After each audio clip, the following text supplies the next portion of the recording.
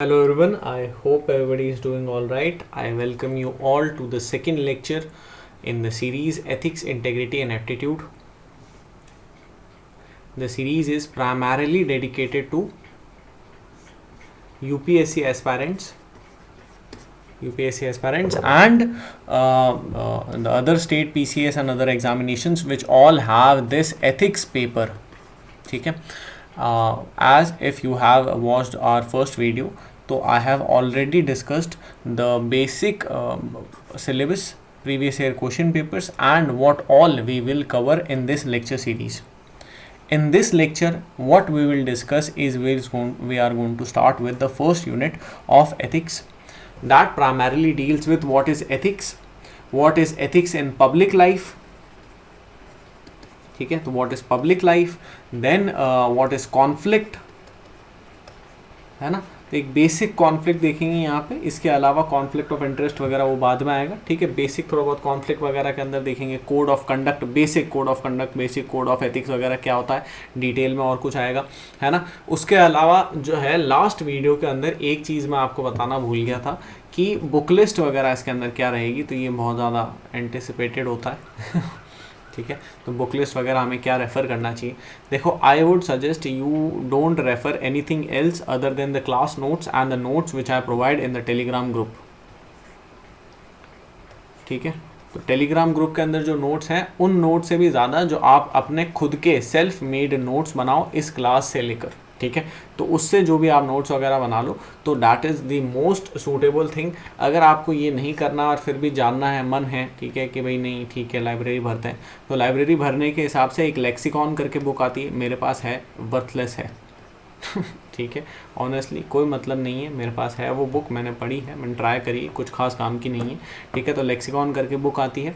इसके अलावा ARC की रिपोर्ट है, तो फोर्थ रिपोर्ट है ARC की. Now this is not worthless, this is very very extremely important.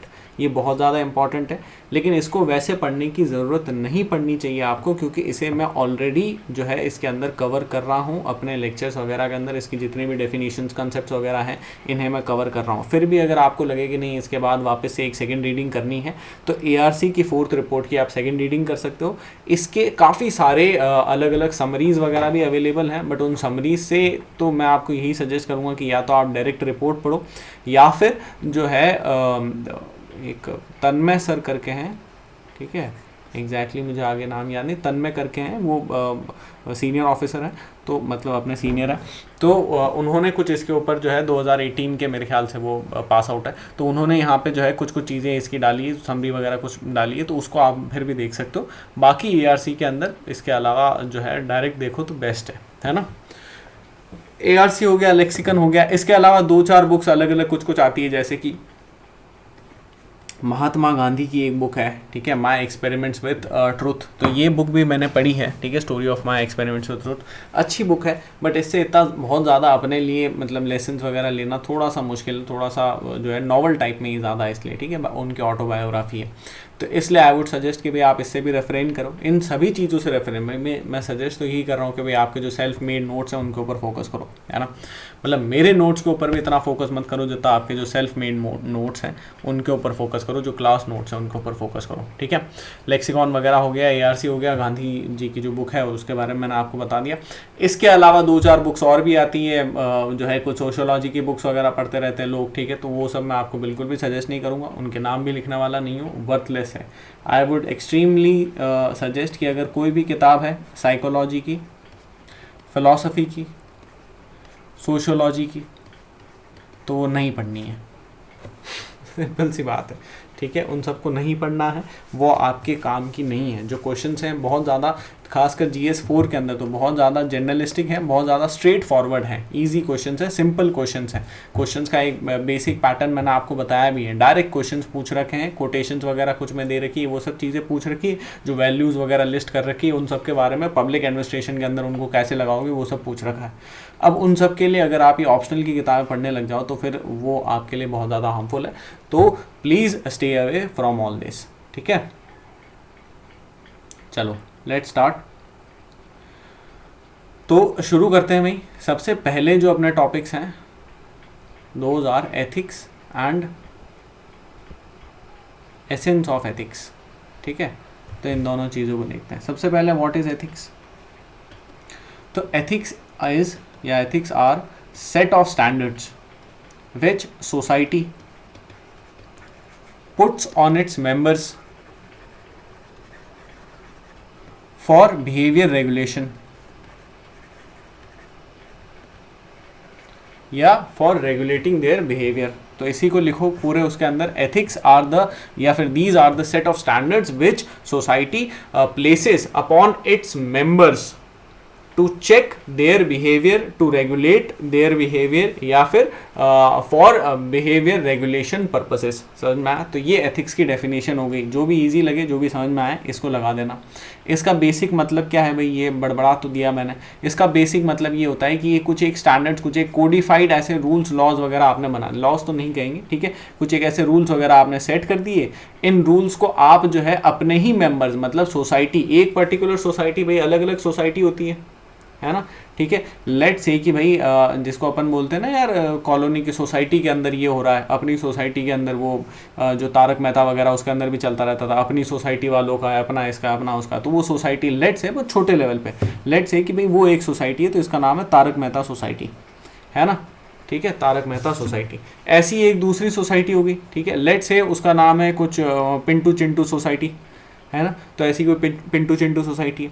अब जो तारक मेहता सोसाइटी है, इसके एथिक्स अलग होंगे क्योंकि इसके इथॉस अलग हैं, बट ऑब्वियस सी बात है ना, ठीक है। और इसके जो पिंटू चिंटू सोसाइटी है, इसके एथिक्स अलग होंगे। समझ में आया, ठीक है। तो इन दोनों के अगर एथिक्स अलग होंगे तो इसका ये मतलब नहीं है कि वे इनके अंदर बहुत ज़्यादा कहीं जो है बहुत स्पेसिफिक, बहुत ज़्यादा फाउंडेशनल डिफरेंस होगा। फाउंडेशनल डिफरेंस नहीं होगा। जैसे यहाँ पर भी ये बोला है कि भाई झूठ नहीं बोलो, ठीक है, चोरी मत करो, ये सब मत करो, यहाँ पर भी कुछ कुछ वैसी बातें। यहाँ पर बस ये है कि कुछ एक एडिशनल फीचर होगा, यहाँ पर वो फीचर नहीं होगा, उसकी जगह कोई दूसरा फीचर होगा। समझ में आया, ठीक है। तो ये सारी चीज़ें होंगी, बट ये लार्जली क्या करता है कि जो बिहेवियर है, जो एक्शन है, जो कि इसके मेंबर्स करते हैं। तो पिंटू चिंटू सोसाइटी के अंदर जैसे एक चिंटू करके पर्सन है ना। नाउ चिंटू जो भी एक्ट वगैरह करे, एक्शंस वगैरह करे, इसे रेगुलेट करना कि ये वाले एक्शन नहीं करे और ये वाले एक्शन करे, इसका काम कौन देखता है? इसका काम जो है एथिक्स देखते हैं। तो एथिक्स कौन बनाता है? एथिक्स जो है सोसाइटी बनाती है। वहीं मोरालिटी की भी बात आती है। भाई अगर अपन एथिक्स देखते हैं तो एथिक्स के बाद अगली चीज़ मोरालिटी भी आती है।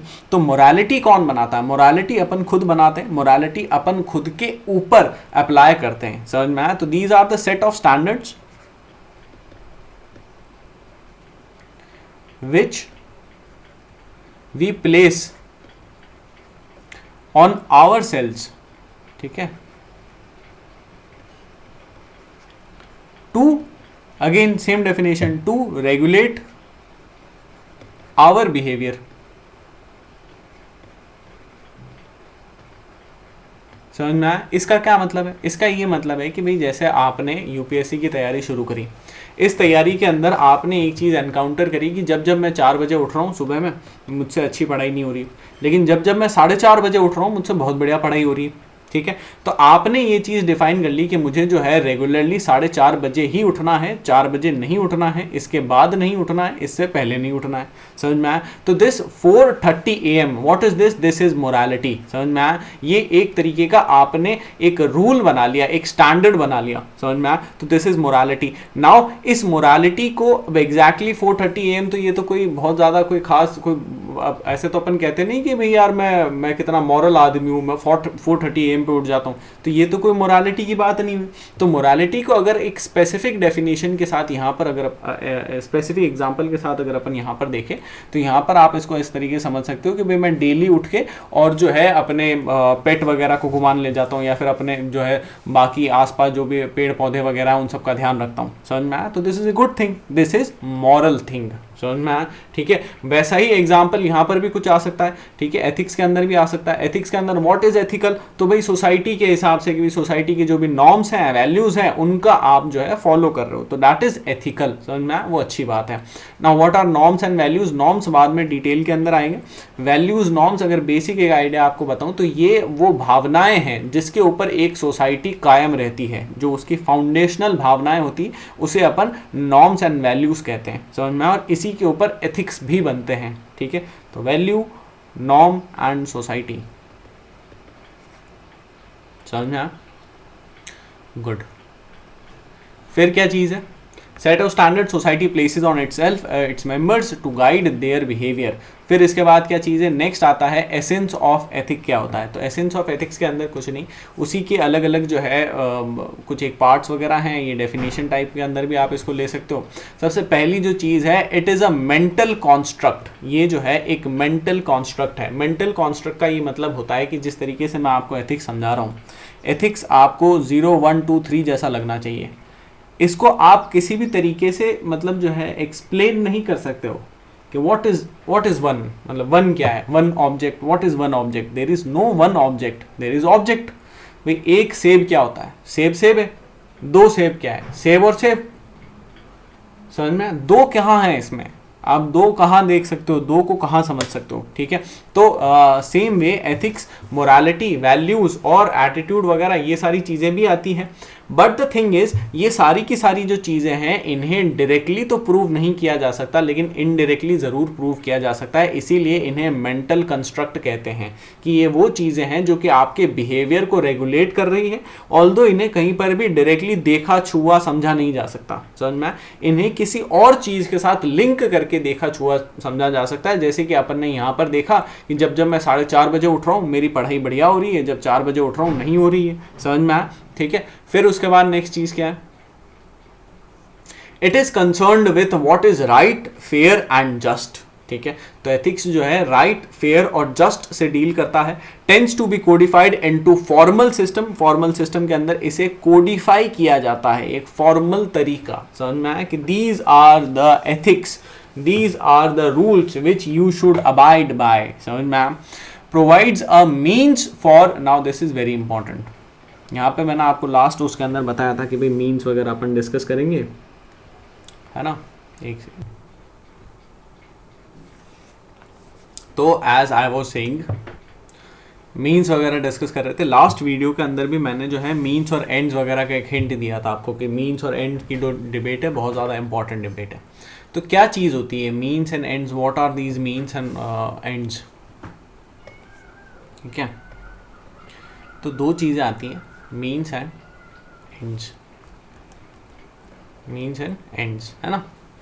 मीन्स का क्या मतलब होता है? मीन्स का मतलब वो वेज होते हैं जिन्हें आप यूज करते हो किसी भी प्रोसेस को कंप्लीट करने में, किसी भी प्रोसेस के तरफ जाने में। ठीक है। तो ये वो तरीके हैं, हिंदी में कहें तो तरीके। कौन से तरीके आप यूज कर रहे हो? ठीक है। तो वेज यूज्ड या फिर तरीके।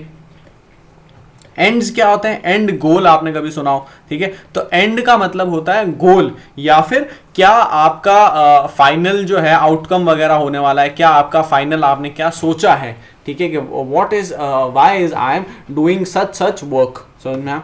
तो लेट्स से एग्जांपल के तौर पे देखते हैं, जैसे कि मीन्स क्या है? मीन्स है स्टडी, है ना? स्टडी हो गया, रिवीजन हो गया, एनसीईआरटी हो गया, ये सारे के सारे मीन्स हैं। इसका आउटकम क्या होगा? आउटपुट क्या होगा? गोल क्या होगा? तो गोल होगा क्लियरिंग एग्जाम। समझ में आया? तो एग्जाम क्लियर करना। तो ये मीन्स और एंड्स की बेसिक डेफिनेशन होती है। अब ये जो है, ये तो मैंने आपको बहुत ज़्यादा सिंपल तरीके से बताया, लेकिन कुछ जो है फिलोसोफर्स वगैरह इस चीज़ को खोद के रख देते हैं।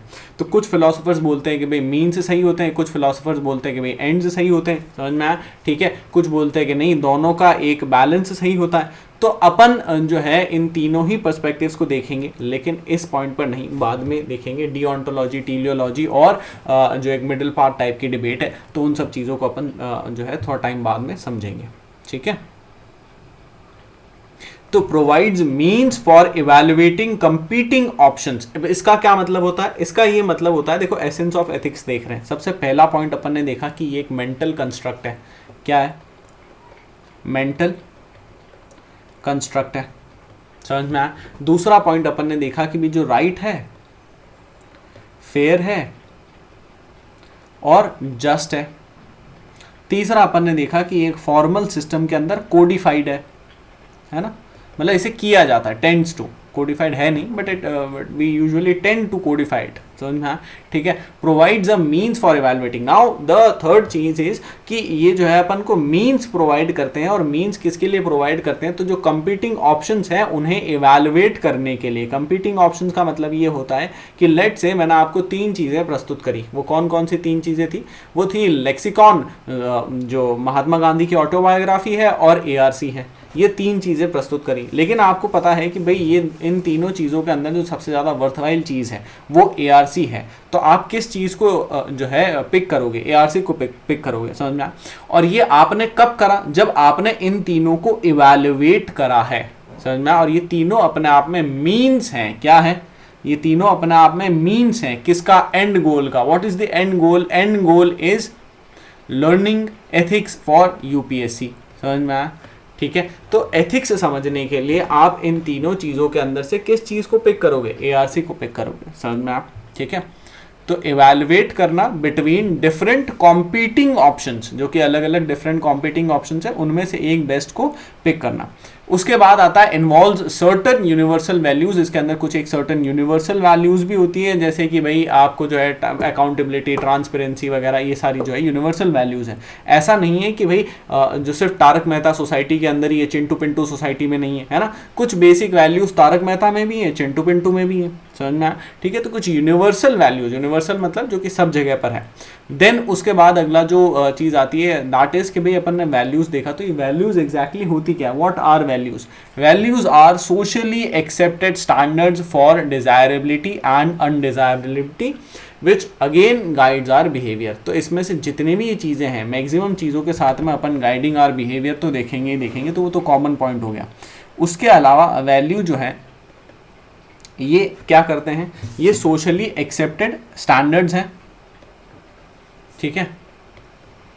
सोशल स्टैंडर्ड्स टाइप आप कुछ भी बोल दो, जो कि डिजायरेबिलिटी और अनडिजायरेबिलिटी इन दोनों को गाइड करती है। डिजायरेबिलिटी का क्या मतलब होता है, कुछ अच्छी वैल्यूज होती है, कुछ खराब वैल्यूज होती है।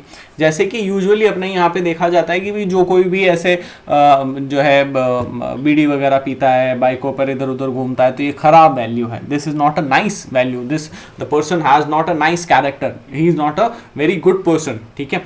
तो उसको अपन बोलेंगे कि भाई बैड वैल्यू है ना। वैसे वैल्यूज़ वगैरह के अलग अलग टाइप्स वगैरह अपन देखेंगे, तो ये बैड वैल्यूज़ हुई। कुछ गुड वैल्यूज़ होती है जिसकी तरफ सोसाइटी अपन को ले जा रही होती है। तो जैसे कि क्या चीज़ है कि भाई बहुत पढ़ाई लिखाई करने वाला अच्छा लड़का है, बहुत कुछ स्पोर्ट्स वगैरह खेलने वाला अच्छा लड़का है ना, अपनी हेल्थ वगैरह का, फिटनेस वगैरह का ध्यान रखने वाला, योग वगैरह करने वाला, ठीक है, पेरेंट्स का ध्यान रखने वाला, ये बहुत अच्छा लड़का है। तो ये क्या है, ये गुड वैल्यूज़ हैं जिसकी तरफ कौन ले जा रहा है, सोसाइटी ले जा रही है। भाई ये वैल्यूज़ आपको इनकलकेट सोसाइटी ने ही तो करी है। ऐसा तो था नहीं कि भाई जैसे ही आप पैदा हुए आप जो है चिट्ठी लेकर आए थे, है ना, कि मैं आगे जाके ये चीज़ करने वाला हूँ। नहीं, धीरे धीरे सोसाइटी ने, सोसाइटी के अंदर भी किसने, तो एजुकेशनल इंस्टीट्यूशन जो है, फैमिली जो है, आपके जो पीयर ग्रुप वगैरह हैं, इन सब ने आपके अंदर ये सारी की सारी वैल्यूज़ इनकलकेट करी है, समझ में आया, ठीक है। तो ये सारी की सारी वैल्यूज़ आपके अंदर इनकलकेट हो गई है। चलो फिर उसके बाद नेक्स्ट चीज़ क्या है, तो socially accepted standards of desirability and undesirability which guides our behaviour, है ना।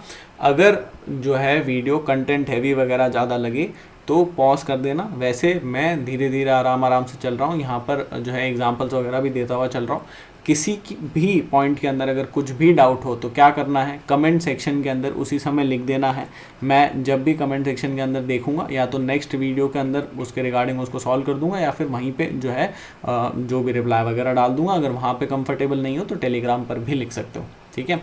मॉरल्स, नेक्स्ट जो है कंसेप्ट मॉरल्स का आता है। मॉरल्स के बारे में बेसिक डेफिनेशन मैं आपको बता चुका हूँ। दीज आर इंटरनल कॉन्स्टेंट्स, ये इंटरनल कॉन्स्टेंट्स है। इंटरनल मतलब आप खुद के ऊपर लगा रहे हो। एथिक्स जो है, वैल्यूज जो है वो एक्सटर्नल है, मॉरल्स जो है वो इंटरनल है। कॉन्स्टेंट्स का मतलब अब भाई वो भी तो कॉन्स्टेंट्स ही है ना, ठीक है। दारू नहीं पीना है, सड़कों पे नहीं घूमना है, ये वैल्यू क्या है, ये गुड वैल्यू। अब ये एक तरीके से कांस्टेंट आपके ऊपर आपको बांध रही है, समझ में आया। उसी के अलावा पढ़ाई करनी है ना, स्पोर्ट्स वगैरह खेलना है, तो ये कांस्टेंट नहीं है, ठीक है। वैसे ही मॉरल्स भी जो है, ये मॉरल्स इंटरनल कॉन्स्टेंट्स हैं। इंटरनल कॉन्स्टेंट जैसे कि भाई आपने अपने ऊपर आपने अपने आप को समझाया कि भाई यार डेली मुझे जो है 8 घंटे पढ़ाई करनी है, डेली 9 घंटे पढ़ाई करनी है, तो वो जो भी टाइम है तो वो क्या है, वो आप अपने आप को समझा रहे हो, ना कि सोसाइटी आपको बोल रही है कि भाई यार रमेश तू 8 घंटे पढ़ा कर, सुरेश तू 9 घंटे पढ़ा कर। समझना, ठीक है। Internal constants we put on our behaviour, हम अपने खुद के बिहेवियर के ऊपर लगाते हैं, ना कि दूसरे के बिहेवियर के ऊपर।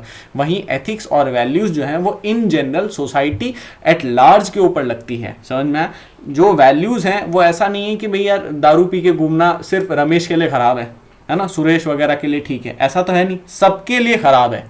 तो ये इन जनरल लग रहा है, समझ में, पढ़ाई करना, स्पोर्ट्स वगैरह खेलना, ये सबके लिए बढ़िया है, तो इन जनरल लग रहा है, सब आ रहे हैं यहाँ पर, कोई भी पर्टिकुलर पर्सन नहीं आ रहा है। समझ में, ठीक है।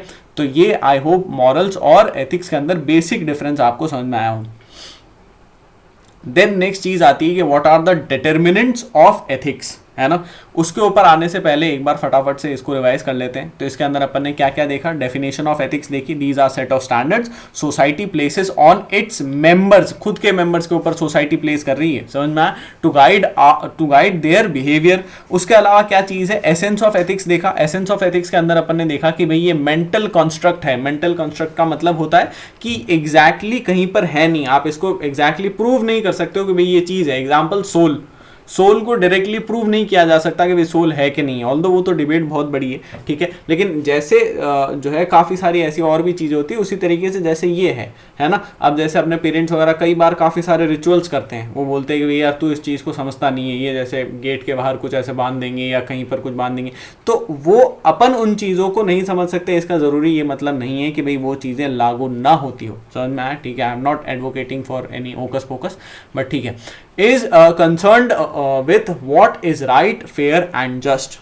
उसके अलावा it tends to, it is not, अभी है नहीं, समझ में आया, ठीक है। या फिर ऐसा नहीं कि भाई यूनिवर्सली हर जगह पर, but it tends to, usually ऐसा देखा जाता है कि it codified into a formal system, समझ में आया। इसके अलावा क्या चीज है, प्रोवाइड्स अ मीन्स, अपन को एक मीन्स प्रोवाइड करता है ताकि अपन खुद इवेलुएट कर सकें कंपीटिंग ऑप्शंस के अंदर। जो भी चीज एथिकल होगी अपन उसी को तो उठाएंगे ना। 4 ऑप्शन आपको दिए, उसमें से जो मोस्ट एथिकल चीज होगी उस चीज को आप उठाओगे, तो ये आपको मीन्स देते हैं, तरीका देते हैं ताकि आप इवैल्यूएट कर सको बेस्ट ऑप्शन को। इन्वॉल्व्स सर्टेन यूनिवर्सल वैल्यू जैसे कि अकाउंटेबिलिटी, ट्रांसपेरेंसी, ऑब्जेक्टिविटी, है ना, रेशनैलिटी, ये सारी हर सोसाइटी के अंदर होती है, यूनिवर्सल होती है, तो एथिक्स के अंदर आती है। वैल्यूज की अगर अपन बात करें तो ये क्या है, ये सोशली एक्सेप्टेड स्टैंडर्ड्स हैं डिजायरेबिलिटी के एंड अनडिजायरेबिलिटी के, समझ में, जो कि अपने बिहेवियर को गाइड करते हैं। एथिक्स क्या कर रहा है, बिहेवियर को गाइड कर रहा है। मॉरल क्या कर रहे हैं, बिहेवियर को गाइड कर रहे हैं। प्राइमरीली इन सब का क्या काम है, बिहेवियर को गाइड करना है, समझ में, सिंपल है। बिहेवियर का क्या मतलब होता है, बिहेवियर का मतलब वो एक्शंस जो कि आप डे टू डे लाइफ के अंदर लेते हो, समझ में, तो दैट इज बिहेवियर, ठीक है। फिर इसके बाद अगली चीज क्या आती है, डिटर्मिनेंट्स की अगर अपन बात करें तो ह्यूमन एक्ट। सबसे पहले जो एथिकल डिटर्मिनेंट्स हैं उन्हें समझने से पहले एक बार ह्यूमन एक्ट को समझते हैं। इसकी डेफिनेशन वगैरह बेसिक अपन को समझना बहुत ज़्यादा ज़रूरी है। तो व्हाट इज ह्यूमन एक्ट,